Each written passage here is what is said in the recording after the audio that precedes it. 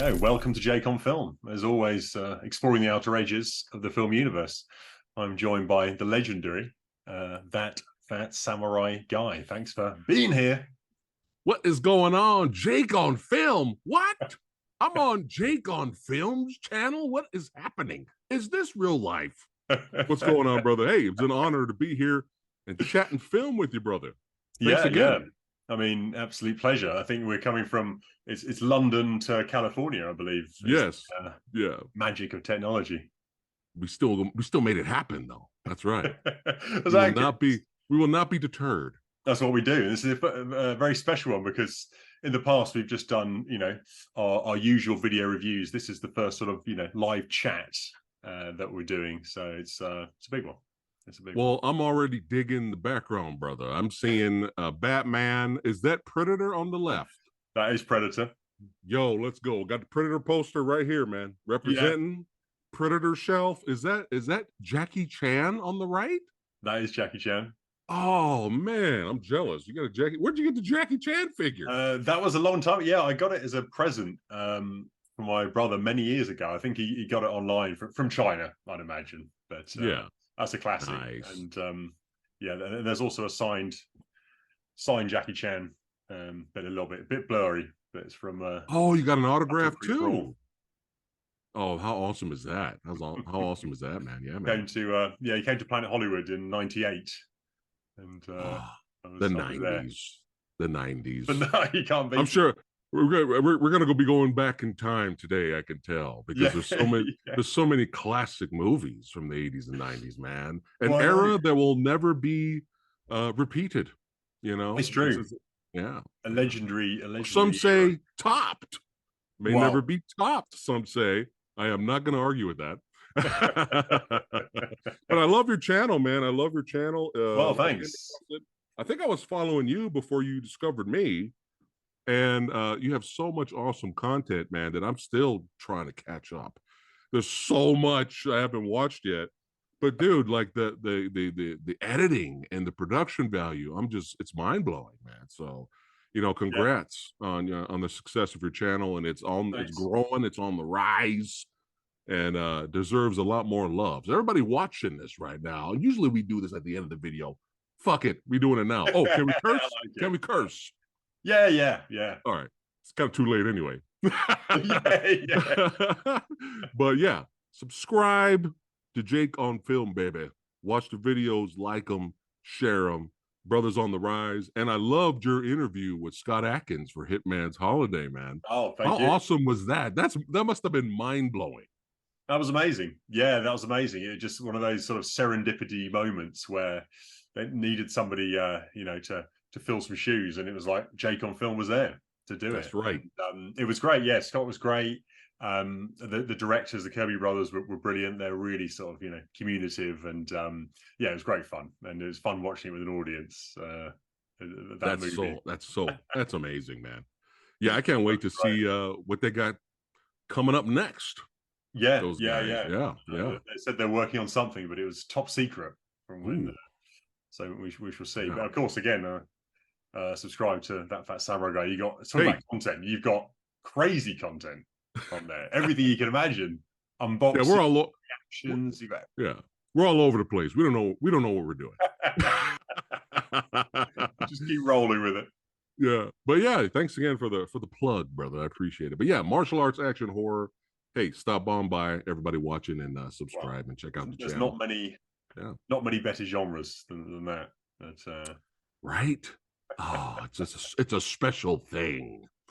Martial arts, man. So when did you start? What was your first martial arts movie you've seen? If you can remember. It's probably, you think back into the mists of time. The first proper one I can think of watching, it was Project A, Jackie Chan. Back in the late 80s, early 90s. That was the catalyst. I'd seen a couple of Bruce Lee films after that, probably Enter the Dragon after that. And then in the UK, they had in the early 90s on Channel 4, which is, we only had 4 channels back then in the UK. Yeah. Starved of content. They had all the Jackie Chan films on late at night over the Christmas period. And so that was the introduction. It was like, here's Police Story, here's Wheels on Meals, and it's like, oh, thank you, as like an 8-year-old child. And that was it. That was the catalyst, and it's just been downhill ever since. That is amazing. Project A, your first movie. Holy crap, that must have blew your mind. It did. Unfortunately, it was probably downhill from there, because that was like the pinnacle. Didn't James Cameron say something about Project A? Didn't he say that this is one of the best adventure movies he's ever seen, or was that somebody else? I thought there was another famous filmmaker that said something. Excuse me. I thought there was another famous filmmaker that said something.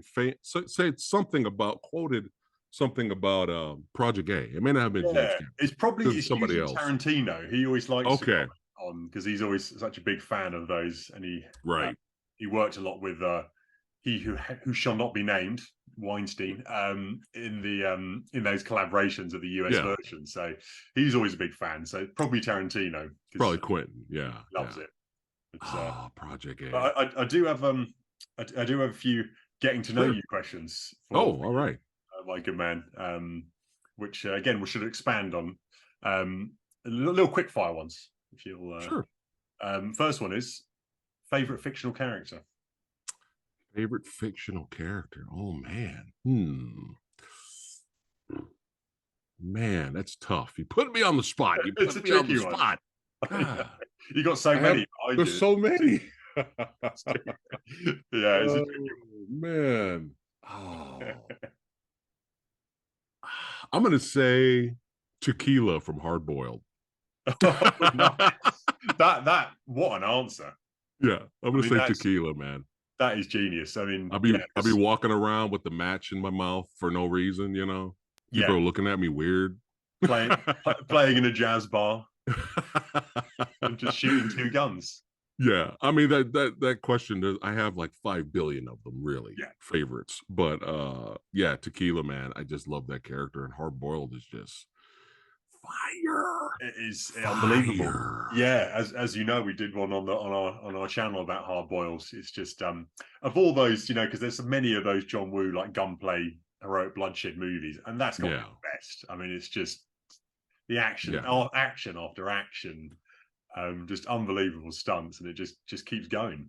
Has it been topped for that particular genre?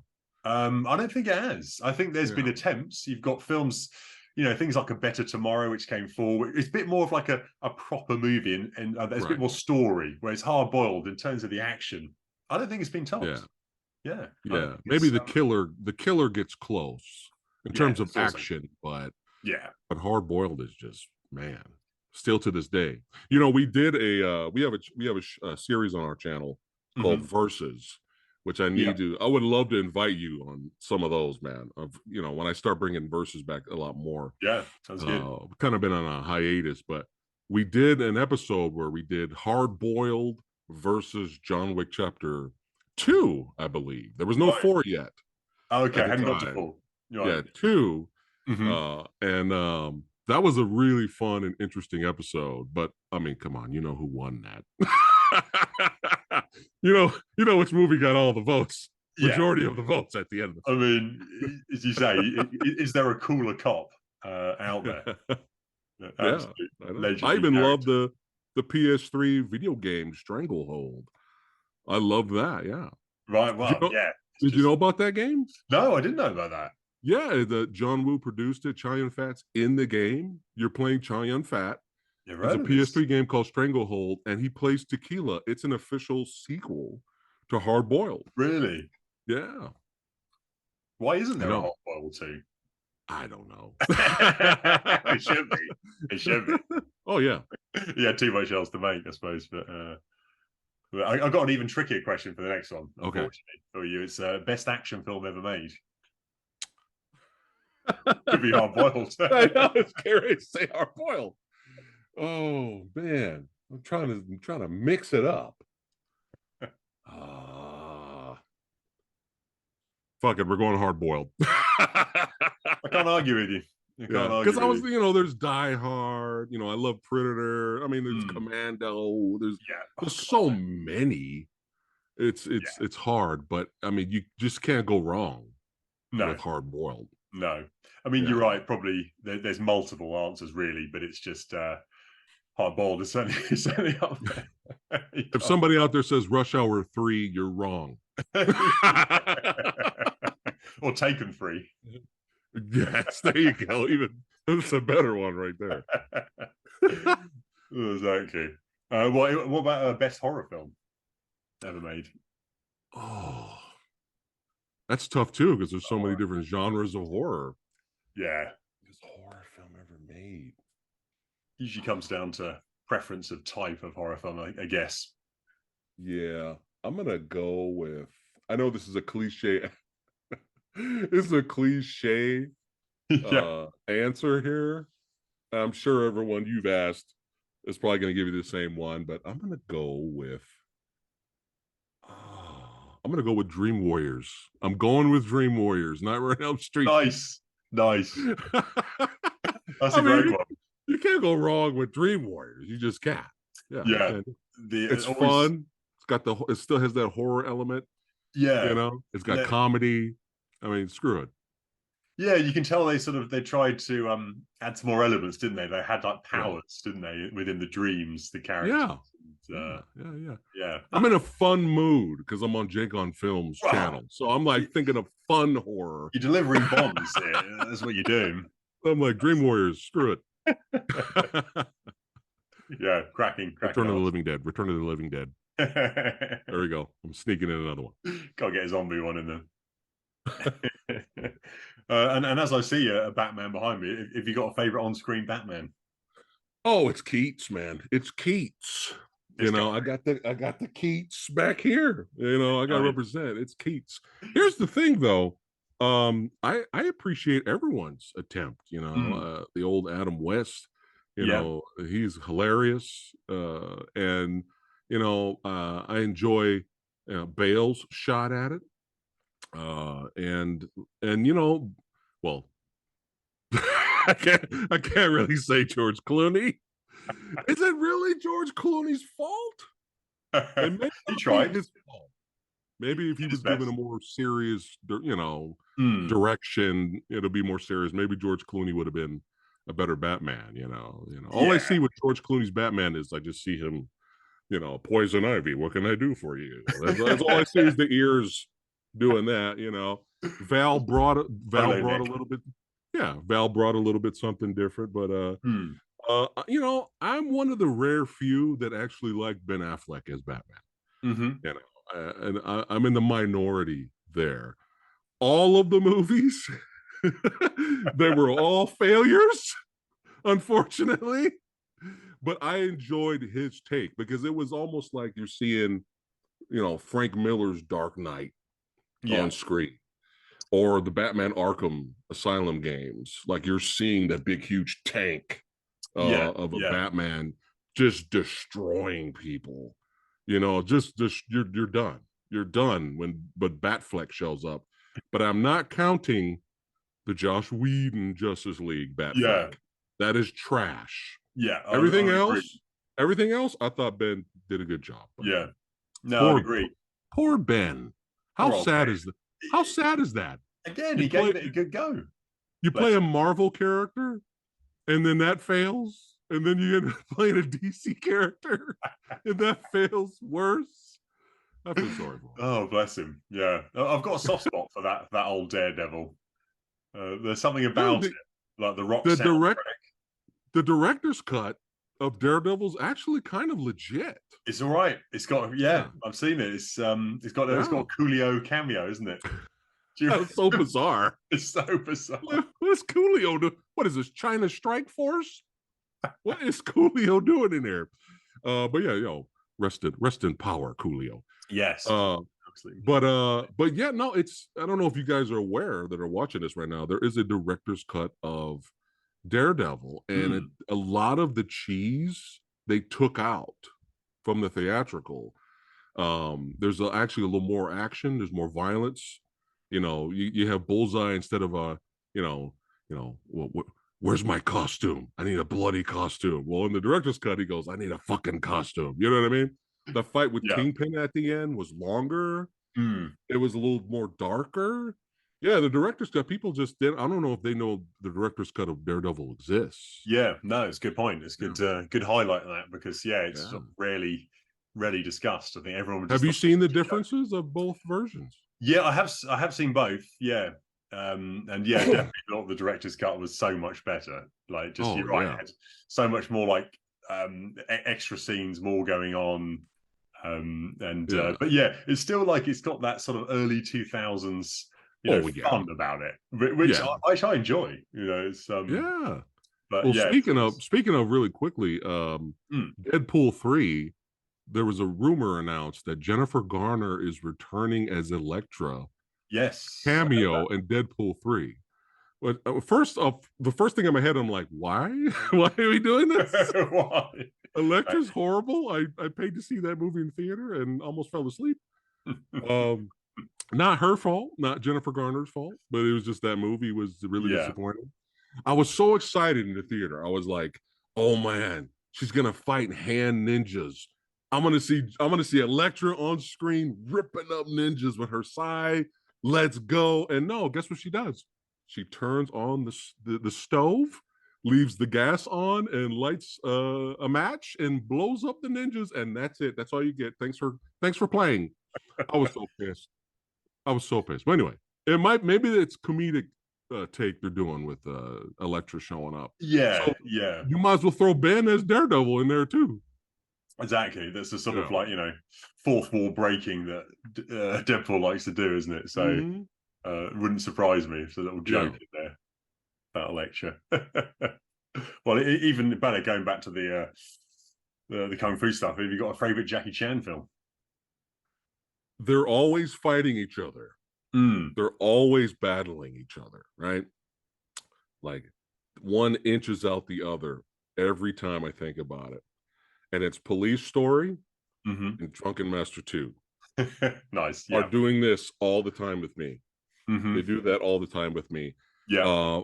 Probably today, I feel like it's Drunken Master 2 is going to be the winner because a buddy of mine, he had it on VHS. hmm And this Yeah. was around the time where, here in America, Drunken Master 2 wasn't at Blockbuster. It wasn't like we could just go right into Hollywood Video. Hey, can I rent Drunken Master 2? English subtitles, widescreen. I mean, come on. Yeah. It was it Doesn't was it was exist. hard. It was hard in the early days, okay, to find cool, awesome movies from Hong Kong and stuff.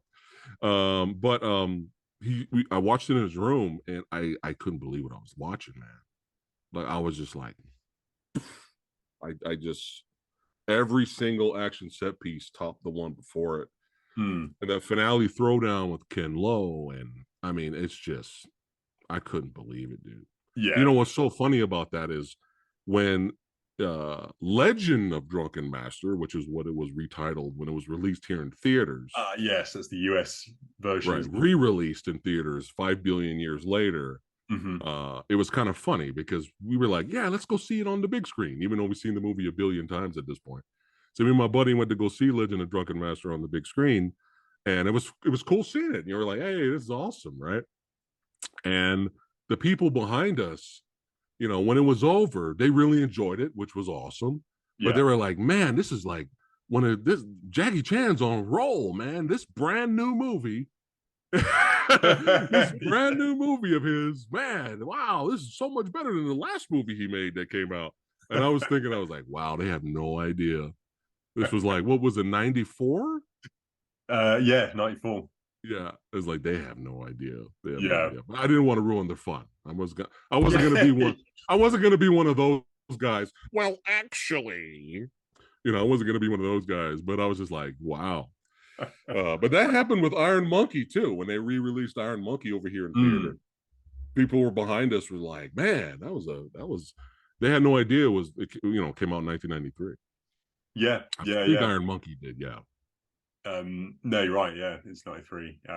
Yeah, no, two. I mean, absolutely amazing ones. But yeah, I've got a bit of a love hate one with Drunken Master 2. As I actually I think I know what it is. But go ahead.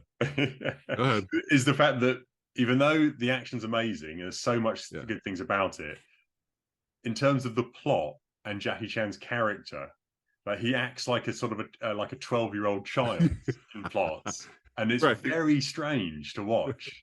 And you just think, what? Why is he acting like he's like 40 years old at the time? And he's like a child. Isn't he technically older than Anita Moy that plays his mother in that movie? Yes, yeah. I think she was in her like late 30s, and he's like 40 something. And it's such an odd idea. The fact he's this sort of rebellious youth, and he's like a 40-year-old Jackie Chan. It's very strange. Probably how Jackie sees himself now. He probably sees himself as a young teenager. But no, I totally understand that. The movie's not perfect. It just blew me away. I was just like, I didn't know, because I've never seen him in something like that at that point. So, you know, it was like the low way Jackie Chan movies was the ones I was watching. Right. And then all of a sudden, Drunken Master 2. I mean, I seen Drunken Master Snake and Eagle Shadow.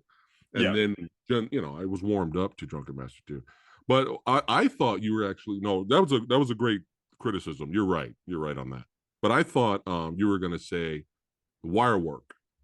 Yeah. Because I interviewed, I mean, it's not like it's Once Upon a Time in China 1 and 2. It's not like that kind of wire work. No. But Bruce Willow, I interviewed him. He's huge. Oh, do you know who Bruce Willow is? Yeah. You got to get him on your channel and interview him like this. He'll do it. He'll do it. Yeah, he's great, and he's such a huge diehard Jackie Chan fan. So when I interviewed him on my channel, we were talking about Drunken Master 2, and he was just like he prefers the original OG any day over the newer one, because he's like, there's no wires, there's no wire enhanced moves. So especially, I'm not going to argue against that, but I think especially in the end fight, there's a lot of wire enhancements to it. But I think why you could also say the amazing side of it is the fact it's like a modern kung fu film, and I think that's the only one that Jackie Chan's really made that's like sort of connects to the old 70s kung fu. And the Ken Lo fight is just insane. The fight in the tea house was just ridiculous, man. You sometimes forget about that fight. You think, oh yeah, that fight. Which I was screaming when I was watching. I was like, oh my god, this is insane, man. Oh man, but just when I think of Jackie Chan in general, I just start smiling already. You know, it takes me to a warm place. You know, me and my wife, that was one of the things we connected with, was she was a big Jackie Chan fan. Okay. And I was like, hey, now I have an excuse to call her and want to watch the latest Jackie Chan. You know, I'm sure you haven't seen Dragons Forever and Wheels on Meals. You know, I'm sure you haven't seen any of that stuff. Come on over. But yeah, just so many wonderful memories. With Jackie. It's just a legacy. How did you get into him in the first place? How did that come about? You know, this is going to be blasphemy, but I've seen. Remember, it was hard. It's hard to find shit over here in the States at the time. But I saw Drunken Master, Snake is an Eagle Shadow, and it was mostly the low way movies, really. Okay, yeah. You know, Fearless Hyena, because that's all we had. Over here, and I didn't even see Dragons Forever or Wheels on Meals yet. I didn't even see Project A. You know, I saw parts of Police Story on TV at the time, but it really was Rumble in the Bronx. Okay. That that made me go, like, I knew who he was from the low way movies, Drunken Master, Snake is Eagle Shadow. But when Rumble in the Bronx came out, I remember, I'll never forget that TV spot, you know, when he's like, this guy does his own stunts. Because you got to have the movie voice guy. This is the 90s, right? You know, Rumble in the Bronx. You know, Jackie Chan. You know, so I saw that in theater with all its horrendous bad English dubbing and all. I saw that in the theater, and I was like, people reacted to Rumble in the Bronx. I remember the audience with me. And people reacted like, no, No, that was their reaction because they couldn't believe an action star, an actor, would Yeah, be doing this early parkour stuff yeah, before parkour was popular, definitely. doing all this crazy stuff and stunts, and they were just their jaw dropped. They couldn't believe it. Mm, yeah. And then thankfully DVD started coming out, and started to have more access. The best thing I ever did was I bought an all region DVD player back in the day. Nice. But Yeah. I had to learn the hard way. I had to upgrade that to an all region DVD player that could play PAL Right. discs. Yes. Yeah. I had to learn the hard way. I bought all these PAL movies, and I was like, why isn't it playing?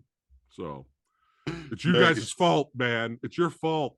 Well, it's funny you say, yeah, because it's was it NTSC in the US. Yeah. Yeah. Yeah. Well, it's funny you say that because we sort of have the opposite thing in the UK. We were always so jealous, especially when DVD came around. There were so many more Region One DVDs that were the US that were available that you could get. So it was always like, oh, it's Region One. Well, that's very different. And as you say, it was harder to get a multi-region. I think region coding is stupid. Yeah. I think everyone should just be able to watch any movie from any country. Yeah. I know. It's gotten a lot easier now. It has, yeah. Compared to the old days. Yeah, yeah, the old dark days. Exactly. It's yeah, I think a lot of people had the same story. That was really the Jackie Chan breakthrough, wasn't it, into the US? 95 breaks him with that, and then you can revisit all his other stuff.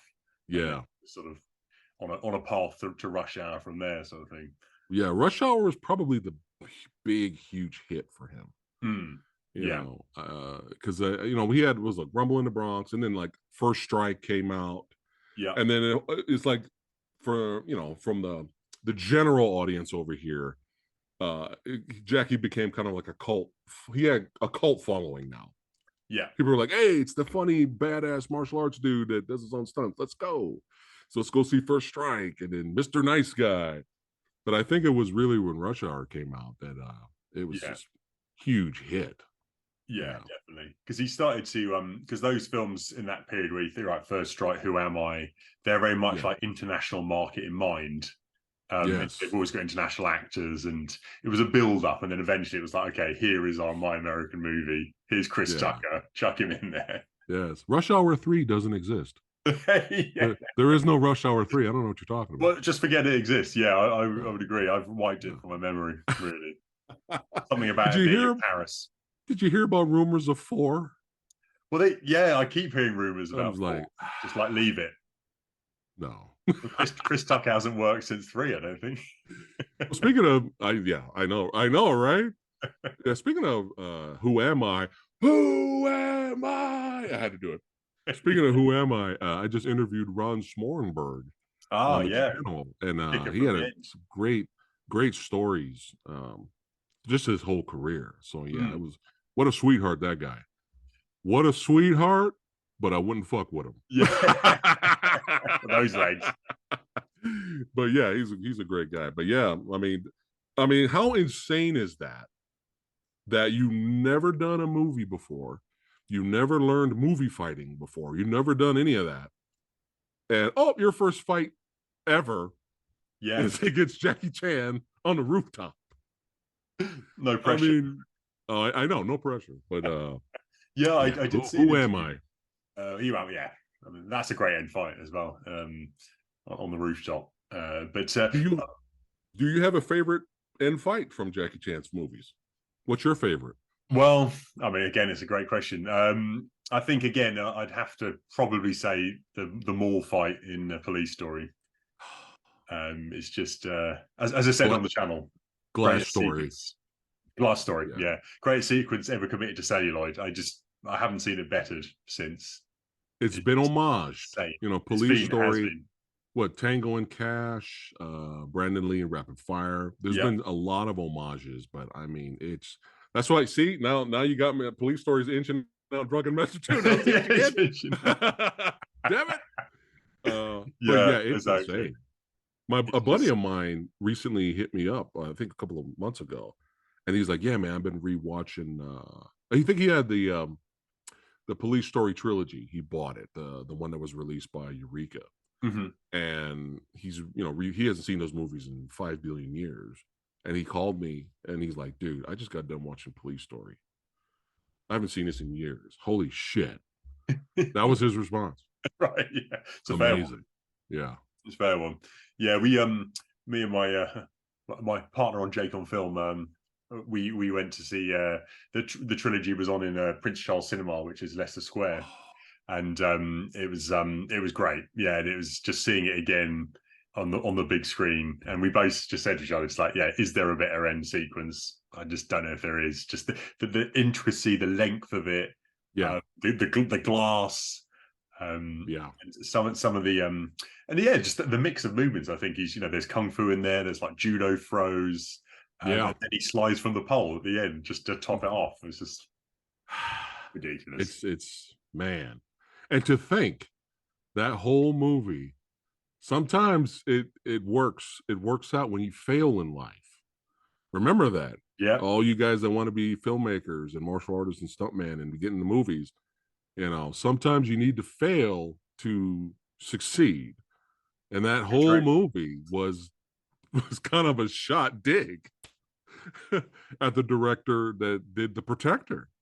That's right. Yeah, you're right. Yeah, because that movie bombed and the director didn't know who he had. And he was trying to turn Jackie Chan into Clint Eastwood type of character. Now, some people enjoy The Protector. I'm fine with it. I watched the Jackie Chan, his version of The Protector. Oh yeah, the Hong Kong. It's a lot better. Yeah, especially the fight at the end with Bill Superfoot Wallace. It's a lot better in his version.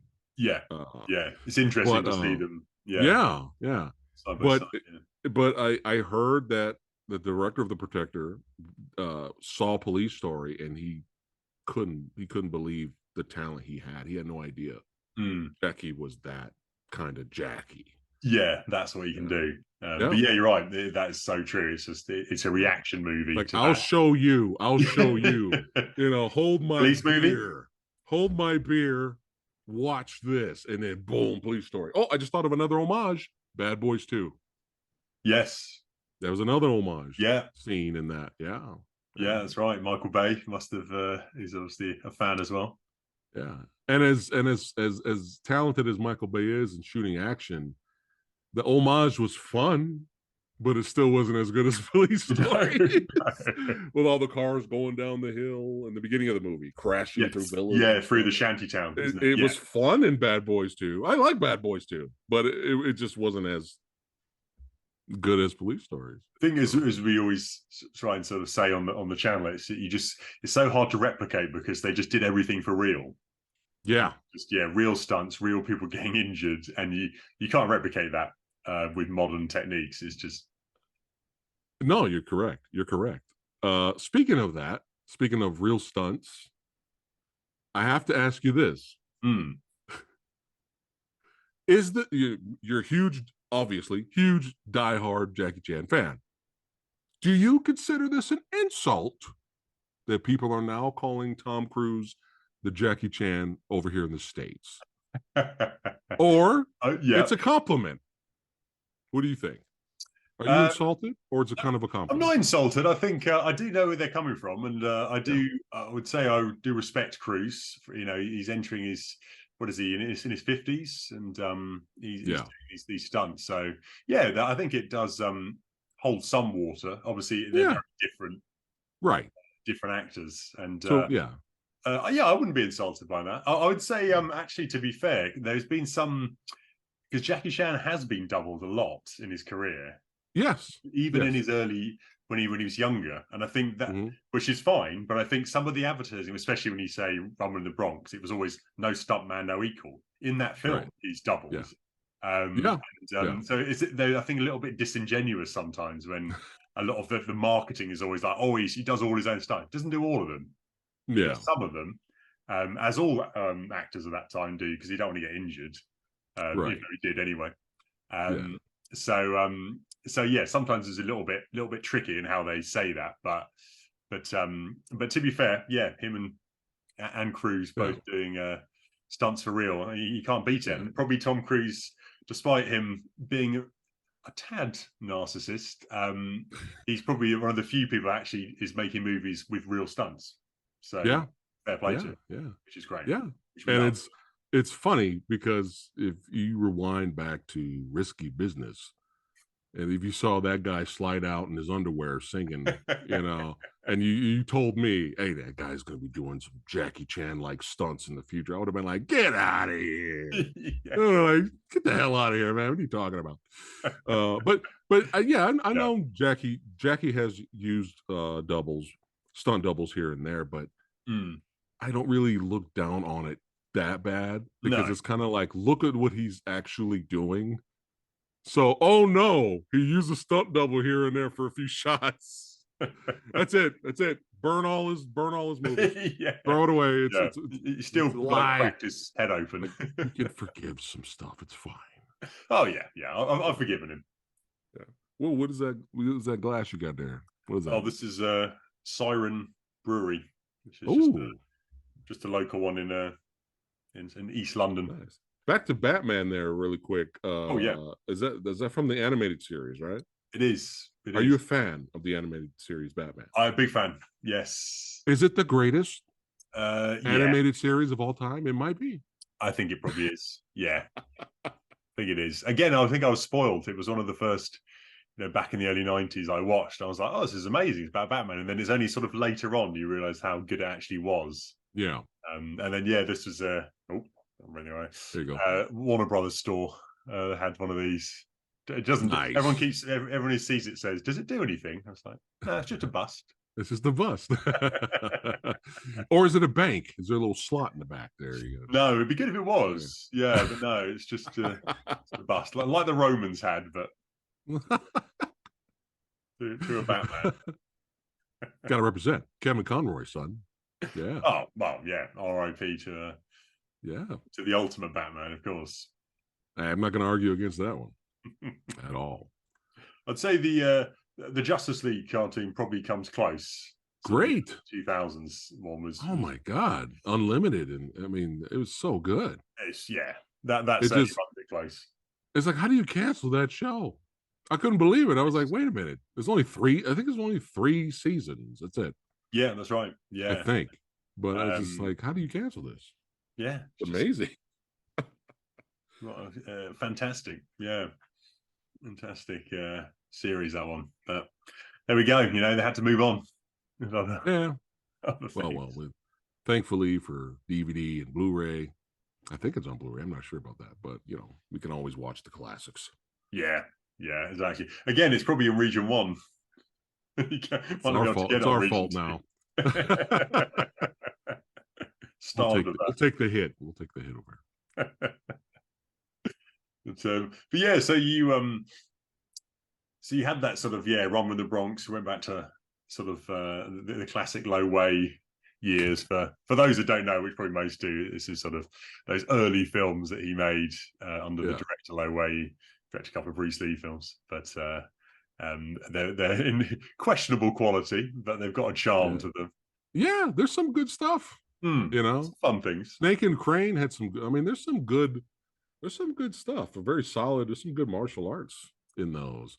Yeah. The good news is you don't have to suffer like I'm not putting you're obviously you're a lot younger than me, but I was gonna say you don't have to suffer like me and Jake did back in the day. I was like, wait a minute, Jake's younger than me. I can't say that.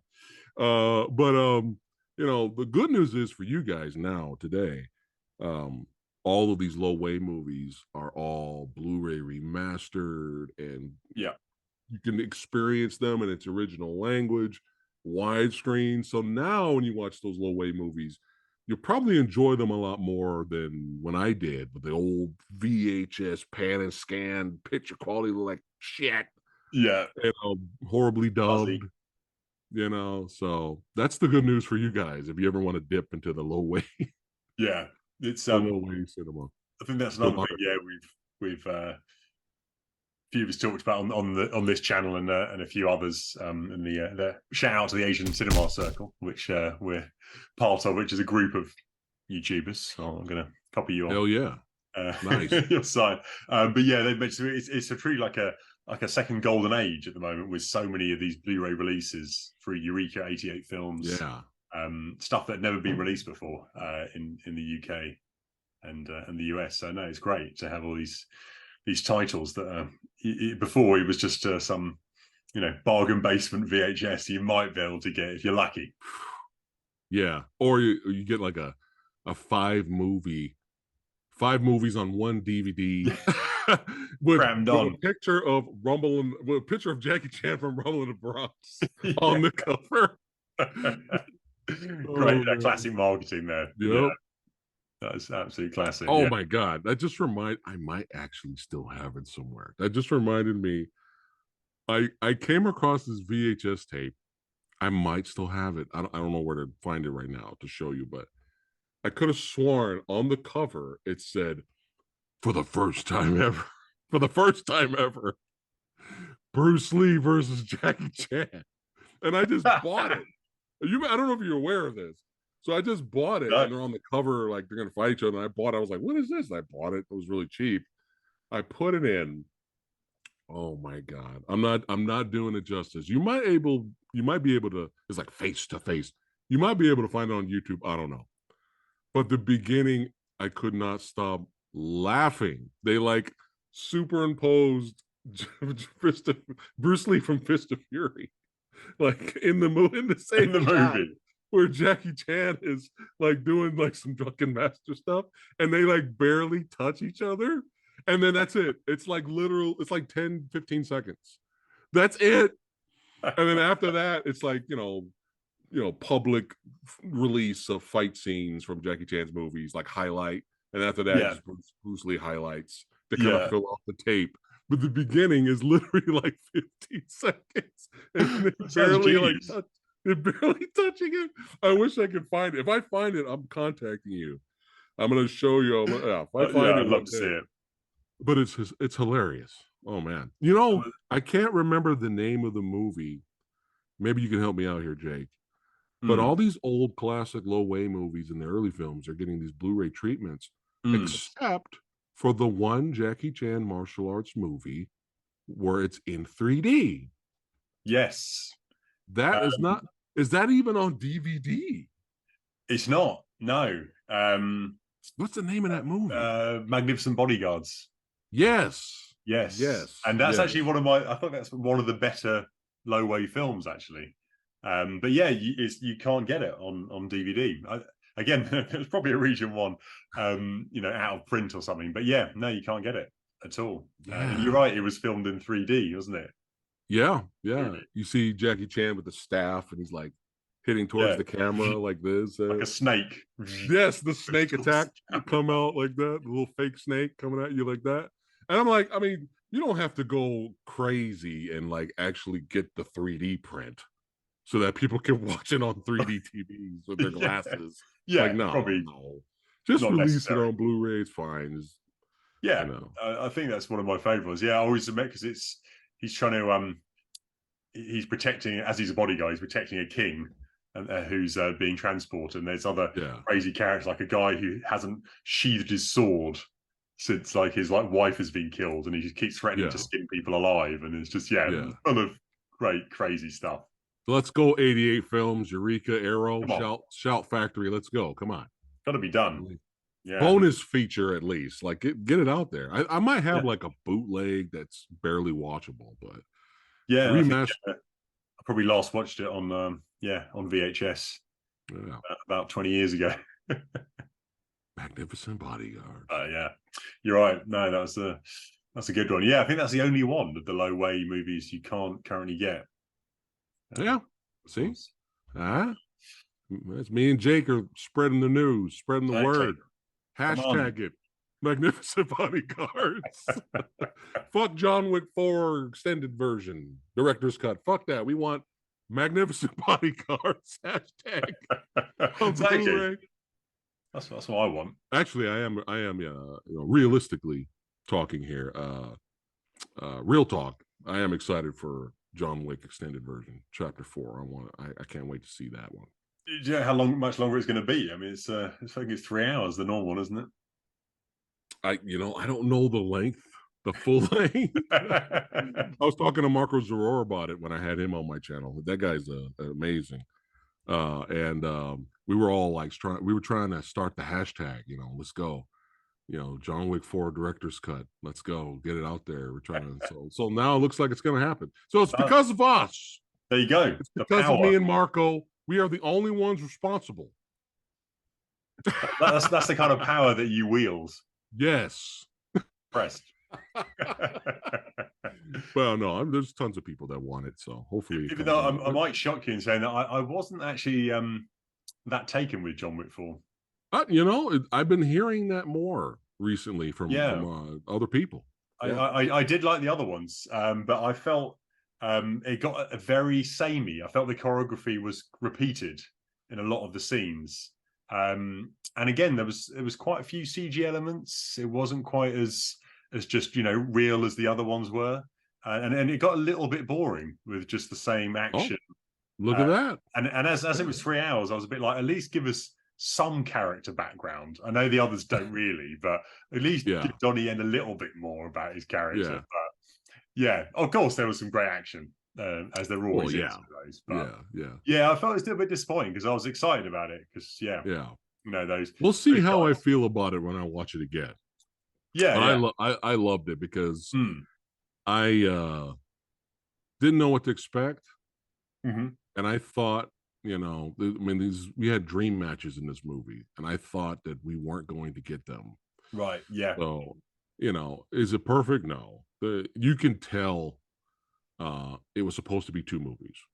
Yeah. I think that was where, that probably when it's detrimental to the film being better is you can tell they were making 2 parts because they originally were. Chapter 4 was supposed to be 2 parts. Right. And then they changed their mind. They were like, all right, let's just try to make it 1 movie. And you could tell, especially with that really rushed ending. The ending felt really rushed. And I'm hearing the original ending of John Wick Chapter 4, the audience was pissed. Okay. I don't know if you knew that. No, didn't know that. Yeah, they were like, what the fuck is this? So and so Chad, the director, he was just like, oh, we gotta, because it was like with early test screenings. He was like, all right, we gotta do something. So let's bullshit some buffoonery here. Okay. Yeah, that's interesting. And let's change it. So that's why it feels like it's just, oh, he's gone. That's it. It's over. Okay, thanks for changing the endings. So I don't know what happens. I preferred Hit if he was dead. I would prefer it. Sorry, spoilers for those who haven't seen spoiler alert. John Wick, but it's kind of been already. It's kind of been already announced that 5 is coming. So imagine we didn't do it. We didn't spoil it. Technically, they did. Well, exactly. It's not our fault. Yeah, it's true. Well, I felt I'm not gonna lie saying I'm not gonna watch it. I'm still gonna go watch. I'm still gonna watch it as well. That's the thing.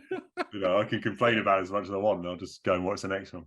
But I felt it also had the same issue as it's good because I thought we were naturally going to come on to this sort of 8711 guys with Chad and Sam Hargrave. But I felt it had the same problem as Extraction 2, where the opening sequence and the fight and the action of Extraction 2, amazing. Yeah. And the same with John Wick 4. I thought that first scene in Japan when he's using the nunchucks and that whole scene, I thought that was amazing. But they didn't top it. That was almost, that should have been at the end because everything else for me just didn't get there. And especially with Extraction 2, I was like, you can't top that beginning, and they didn't. You didn't like the explosive rounds shootout action sequence? I liked it, but I just didn't think it was as good. I just thought it couldn't match it. It was amazing. I'm a purist. I'm a martial arts purist. So I mean, something that contains more sort of hand-to-hand action, I'm always sort of more in favor of, I suppose. So that's my own problem. Well, that opening action sequence was phenomenal. I think it was almost 30 minutes. Yeah, that opening in Japan. I mean, that was just. Then you get the Sonata versus Donnie Yen bonus fight. Yeah, I mean, it's hard to top that one. Yeah, no, it's great. Yeah, that was fantastic. But yeah, do you But think where do they go with 5? How do you that's the top thing? all the stuff they've done already? I mean, So good luck. difficult. Yeah, so Good difficult to luck with top. that. That's the problem. Because I think that's what we come on to with those. It feels now that when you think about 80s and 90s, Hong Kong Yeah. ruled in terms of action cinema, especially with like martial arts. And Yeah. now it seems like, Hollywood has taken over with the guys from 8711, which those who don't know is the stunt team that they Right. set up. And but yeah, they've really sort of taken it to the next level, I think, those guys. Oh yeah. You Yeah. know, it's a debatable statement. But and I'm curious to hear what you have to think, what you think about this statement, Jake. But I've been saying this a lot recently. I feel in the mainstream audience, I'm talking like casuals, grandma, grandpa, cousins. Yeah.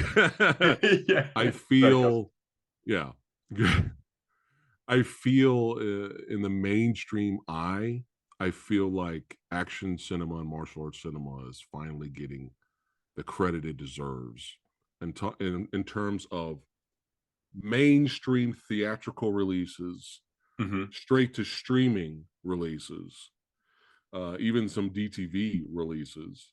I feel like action and martial arts movies are in the public eye again. Yeah. I feel. Yeah. In a long time. I mean, all the superhero movies that wasn't Guardians of the Galaxy 3 failed this year. All of them failed. Not counting Spider-Verse or animated. I'm talking about live action. I think Guardians 3 was the only successful one. Yeah. Everything else has failed.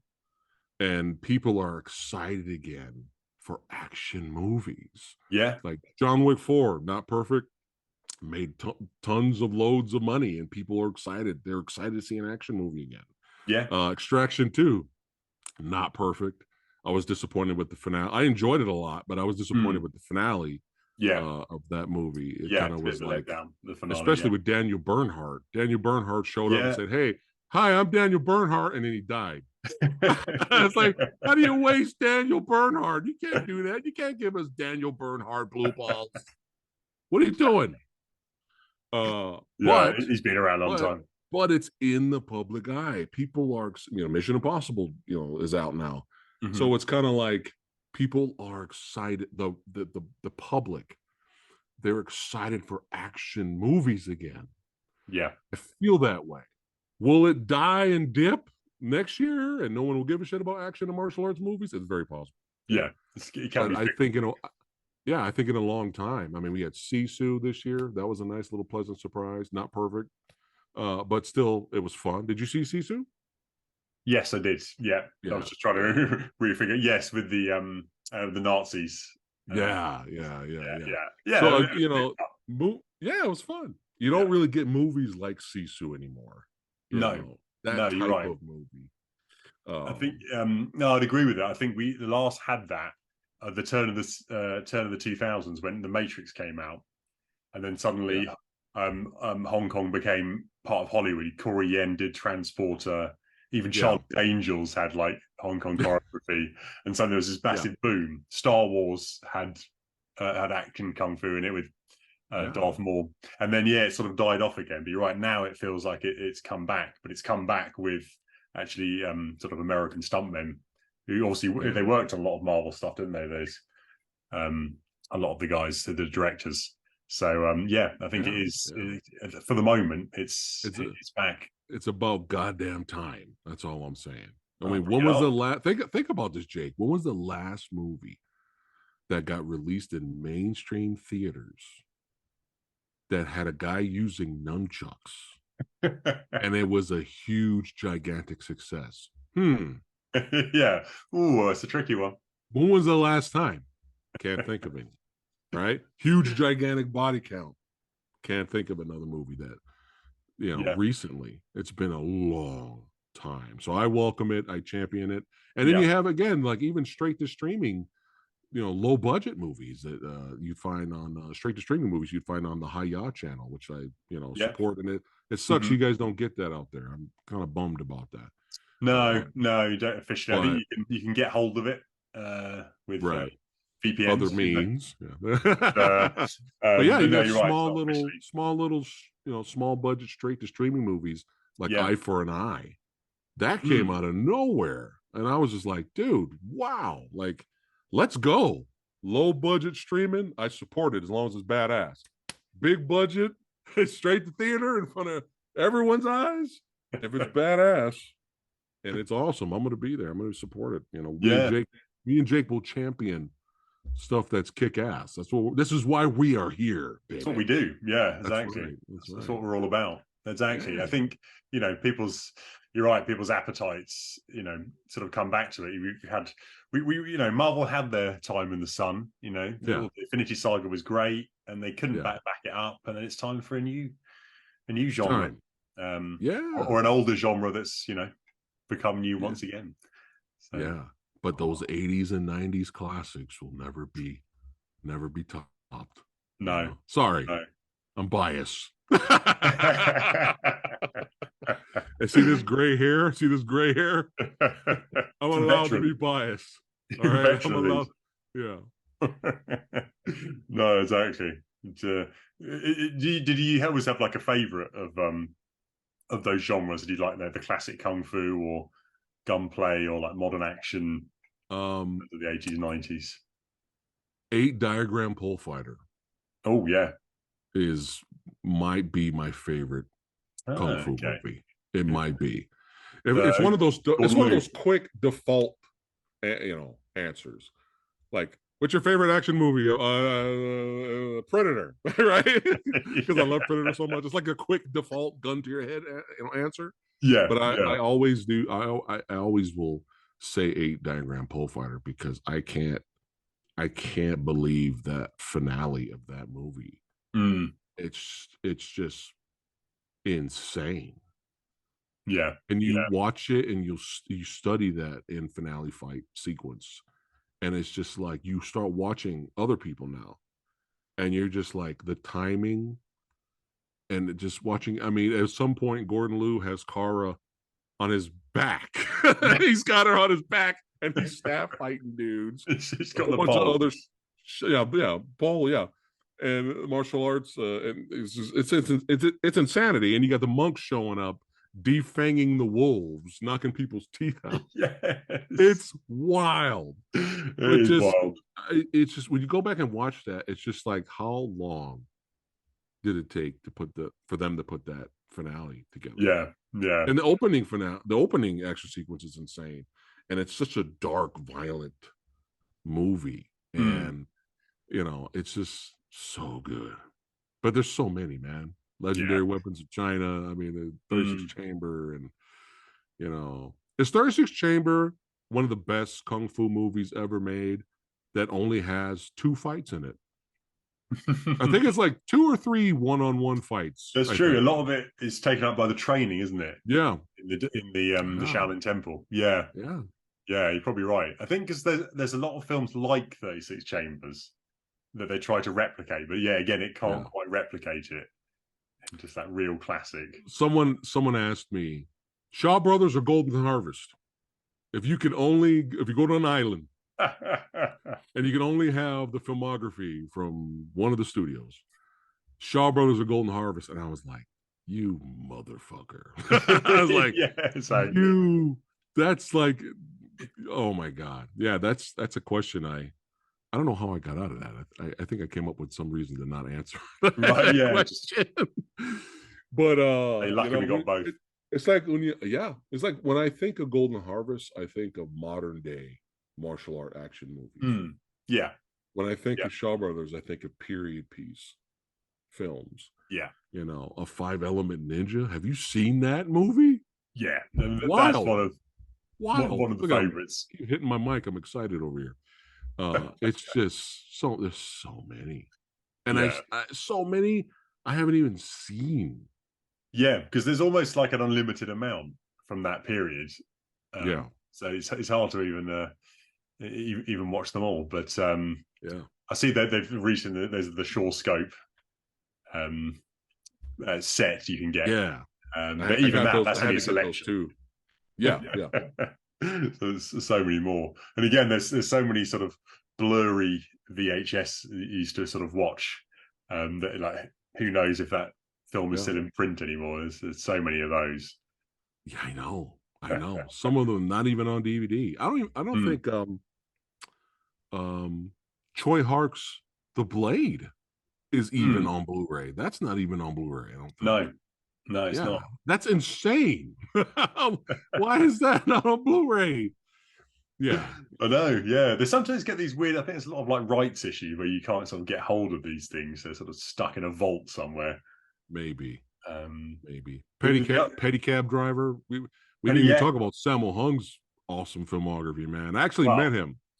I met Sammo Hung. Yeah, it was like one of the coolest. It was one of the awkward and coolest days ever.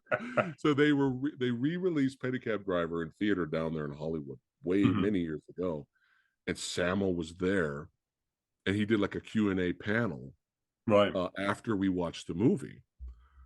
And he was talking about his experience with Bruce Lee and all that, and seeing Pedicab Driver on the big screen was great. And Benny the Jet Urquidez was there. I ran into him. But after it was done, I kind of ran down to the front. I was like sneaking in. You know, I think Sammo had some bodyguards around there. And I was looking at him. He was looking at me, and I was looking at him. He was looking at me. And I could think he could tell. All right, he's like, he just starts doing that because he could tell I wanted to meet him. And I got my photo with him. Which was cool, man. But I didn't have a chance to like chit chat and hang out, but it was cool to get my photo with him. I mean, how cool was that? That's amazing. Yeah, I mean, it's just absolute legend. The thing, especially as you say, I mean, he's even, you think like Jackie Chan's made a lot of films, like the amount of films that he's actually in, Sammo, is just insane. Insane. That you can't even, but you're right, you can't even get Pedicab Driver. And the other one you can't get, which I'm a big fan of, is Encounter of the Spooky Kind 2. I have not seen that one. Have you not seen it? No. Yeah, that's a great one. I think I managed to get it on like some pirate copy years ago.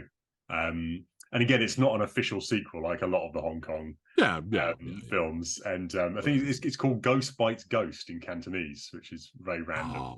But it's basically the same sort of thing. He's Lam Ching Ying's the master, Sammo Hung's the apprentice. There's a lecherous guy who's got a black magic priest, and there's just crazy stuff happens, and it's amazing. I'm sold. I am sold. But you can't get hold of it. Yeah. Wow. You just reminded me. You just blew my mind. I forgot Pedicab Driver is not on Blu-ray. Yeah, that's underrated. That I know of. No, I've never come across it. No, I think there was. I think there was maybe like a region 3 from China you could get, but I mean, yeah. John Woo's Bullet in the Head. Where's the a release of that? In more countries is what I mean. I bought like a German version, and unfortunately, there were no English subtitles. I have Bullet in the Head on Blu-ray, and there's no generic random English subtitles, no bootleg embedded English subtitles, nothing. I'm just like, now I have this. What do I do with this disc now? What do I do? I don't know. You're gonna have to learn German just to watch it. Oh, boom! All right, problem solved. That would be easy. But yeah, you're right. There's so many classics. But luckily, man, with all these studios right now, I mean, compared to the early days, you guys are fucking spoiled. Yeah, it's true. Because really I come from the era where I would buy Shaw Brother movies on VHS, right? Full screen, dubbed, bad picture. But I loved them. I didn't care. I was just trying to, I saw that bootleg Warner Brothers symbol. I did not care.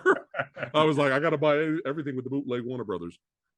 And then it was so ghetto back in the early days that then those same movies were released on DVD over here. But guess what? The DVD picture quality was literally the VHS that I bought transferred to DVD. Okay? Lazy copy. You guys are spoiled, but hey, enjoy it. Yeah, and exactly. Do like what me and Jake are doing. Keep supporting these physical media releases. Yeah. Because that's the only reason why we're getting more is because they're making money. So shout out to all you guys making it happen. Do you think we'd ever see In the Line of Duty 1 through 4 box set on Blu-ray? Exactly. Never. Never. I never thought I'd see something like that.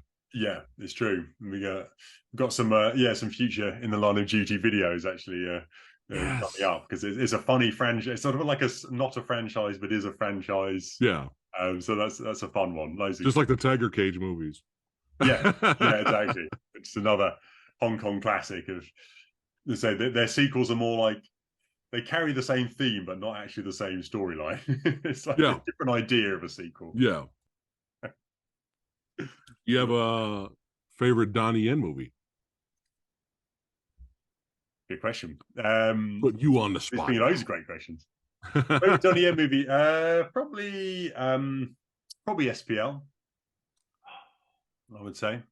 I have a funny quick story to tell you about SPL. Oh, please do. So my buddy of mine used to get like bootlegs. So he got a bootleg of SPL, and he was like, yeah, I heard this was good. It's like a big hit over there. Let's watch it. So me, my wife, and him sat down. We watched SPL. And I was blown away. The alley fight, my introduction to Jing Wu. I mean, just Sammo Hung looking like a straight. I absolutely love his character, which clearly you could see inspired Scott Adkins a little bit in at least the look. In, the look of the suit. And, But that shot of Sammo smoking the cigar and just looking at the dude dead-eyed is one of the greatest facial expressions, non-expressions I've ever seen in a movie. But the music, everything. I couldn't believe how good it was. Yeah, it's solid. And then the ending of the movie happens. Spoiler alert, spoiler alert. Yeah. Movie's been out for a while. Yeah, it's fine. The ending, and guess how the version we watched, guess how it ended, Jake? You ready? Oh, please do. It ended with Donnie Yen doing that movie did where he flipped over the bar and grabbed Sammo and slammed him in the table. Yeah. And then after that, he goes over there, gets the bottle, pours some for his homies, right? Takes a few swigs. Yeah. The movie fades out. And then it cuts to Simon Yam's character on the beach with the little girl, and the little girl's playing, and everything is fun. Yay, Disney happy ending. The movie fades out. And something felt odd. Yeah. Something felt odd about that, but we still loved the movie so much. We were like, all right, that's how it ends. All right. What a great movie. No idea that we watched the family-friendly ending version, and we did not see the real version. So when Dragon Dynasty released SPL as Killzone here on DVD, we bought it. We sat down. We got to rewatch this movie. We haven't seen it in a long time. Let's rewatch this movie. We watched it and had absolutely no idea what was coming with the main ending. And we're like sitting there, okay, here it comes. We had no idea. We're just sitting there, just watching, enjoying the movie, sitting there like this. And then all of a sudden, there you go. Donnie Yen does the move, does the flip, slams Sammo Hung, gets the drink, drinks some, pours some for the homies. And then right after that, Sammo Hung's character pops up, runs over to Donnie Yen, grabs Donnie Yen, throws him through the glass, out of the building. Through the window, And then Donnie Yen falls all the way down onto the car that Sammo Hung's character, his wife and daughter were in the car. They're dead.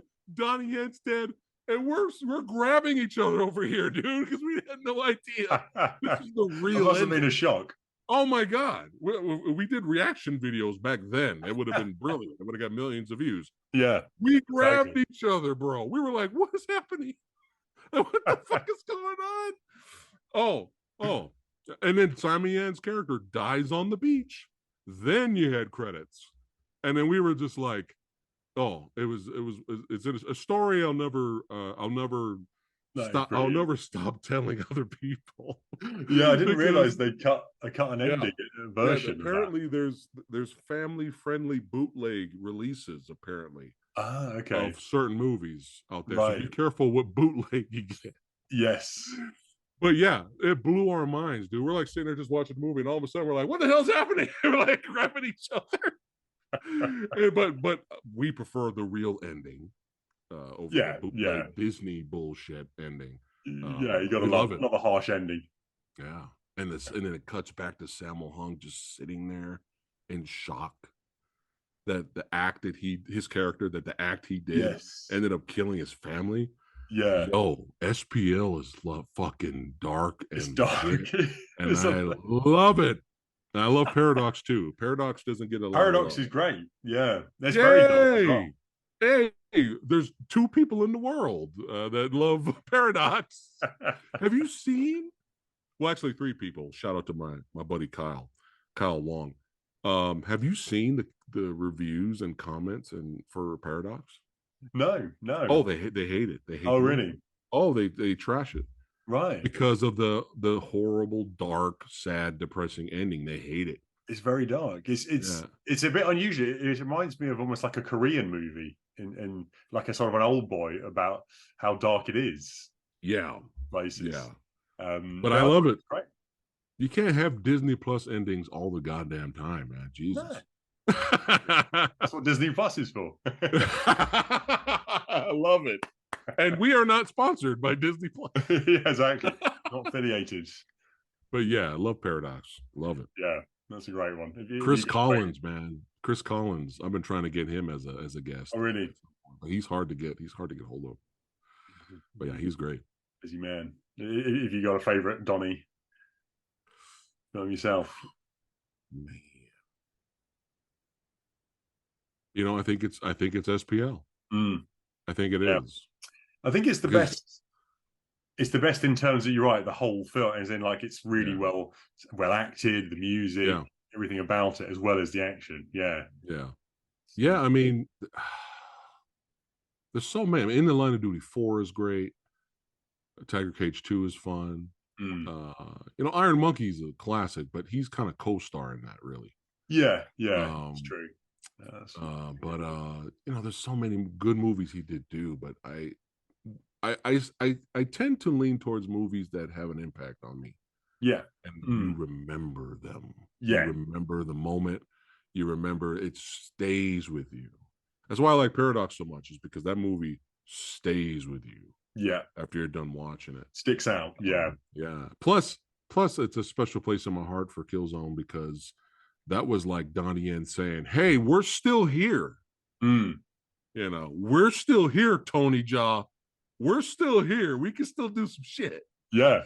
You know, I love Tony Jaa, but that was Donnie making a statement like, "Hey, we do a lot of CGI now. We caught up to Hollywood. We do the wire work stuff, but no. We're still here. We can represent badass, amazing fight sequences that will blow your mind." Yeah. You know, yeah. Raging Fire was great. Yeah. I mean, there's a lot. Yeah, Raging. I thought I was really impressed with Raging Fire. It's cliche, but the first original Yip Man is still the best, in my opinion. It is great. That and Killzone, those are my probably top two. Yeah, I think that sounds sensible to me. Yeah. And, are you excited for Yip Man 5? I think they've flogged that one a little bit too much. I think it's like John Wick 4. It was like John Wick 5. Yeah, we're gonna watch it. We're gonna watch it. Do we need another one? No, we're gonna watch it. Yes. I felt that with the fourth one. I was like, it wasn't the worst thing in the world, but did we need it? I quite enjoyed the third. I think that was sort of a nice end. But Flashpoint really could have been my top two for Donnie. Flashpoint. Yeah. But Flashpoint has that one of the greatest one-on-one fight scene finales ever. It does, but that's really the only action scene that in that movie. That movie rarely has any action at all. Yeah, the rest of it's a bit forgettable. It's a bit like an angry cop that Donnie likes to play. Speaking of Flashpoint, Flashpoint 2's coming, Jake. So are you excited for Flashpoint 2? Again, strange. We don't need another one, but we'll watch. No, it sort of doesn't really lend itself to a sequel. Really, that it feels very sort of I'm noticing a theme here during this episode. Yeah. By the way, don't need another one, but we'll watch it. Yeah, yeah. We'll watch it anyway because we're loyal to these type of things. Yeah. Jet Li movie. Any favorite Jet Li movies? Many. Probably Once Upon a Time in China. As the top. We did a video about that, saying it's one of my favorite like pure martial art films. Again, there's a lot. The music's great, the lighting, the characters.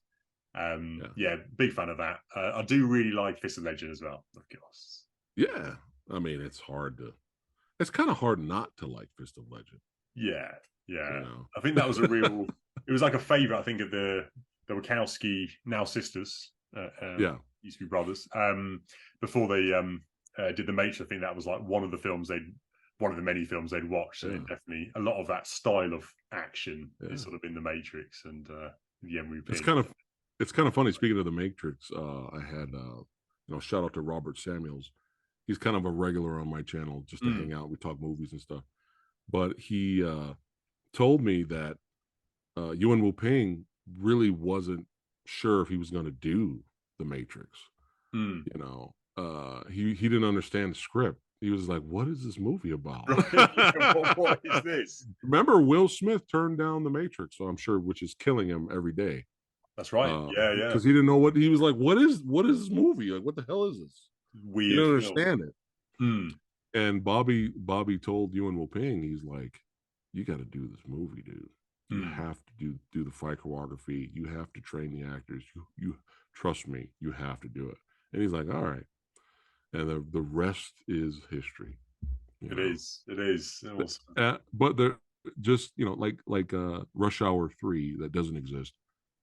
Matrix regurgitation doesn't exist either. There's no fourth Matrix film. I don't know what you're talking about. No, I'd like to. I like the fact. Yeah, it's great that we're agreeing on a lot of these things. Yeah, I'd like to forget that existed because it almost made you like. Did it make you mad?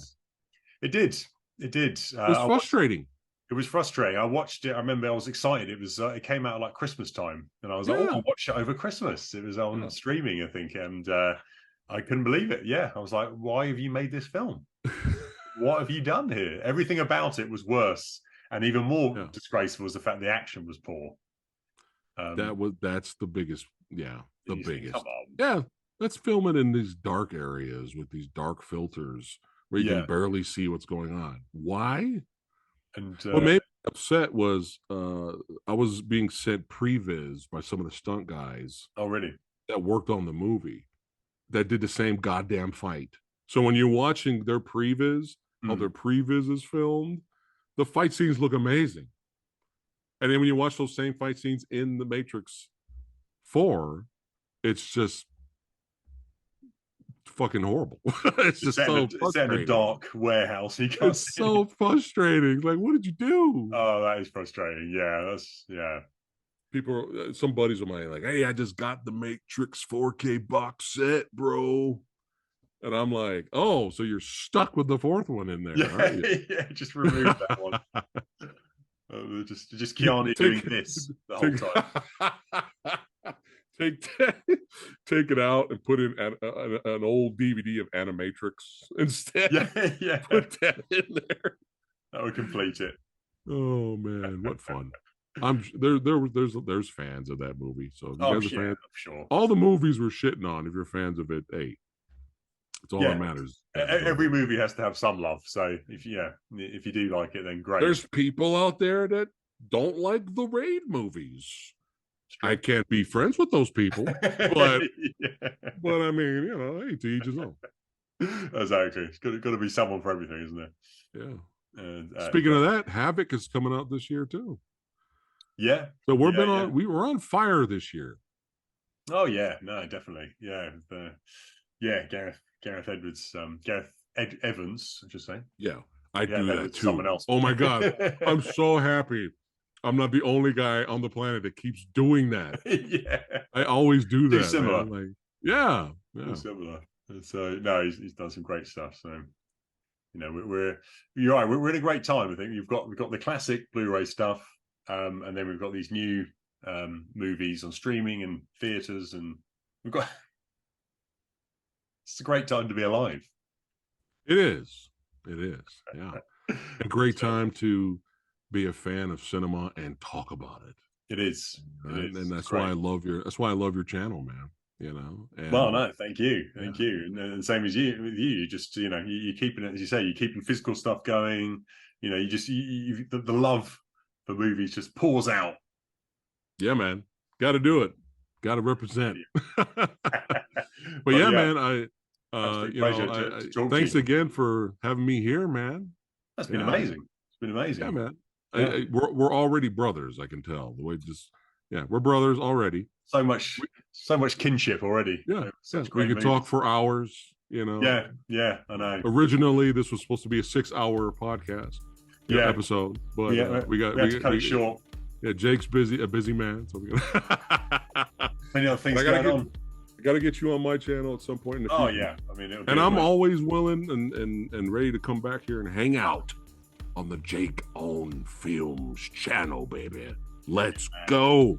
Hong Kong action, martial arts, explosions, fighting, flying. That's right, all of it. Profiling, styling. That's what we love. That's what brings us together. You know. Yeah, absolute pleasure to have you. You have a great rest of the day. You too, my friend. To everybody else, keep watching. Subscribe, Jake on Film. Let's go.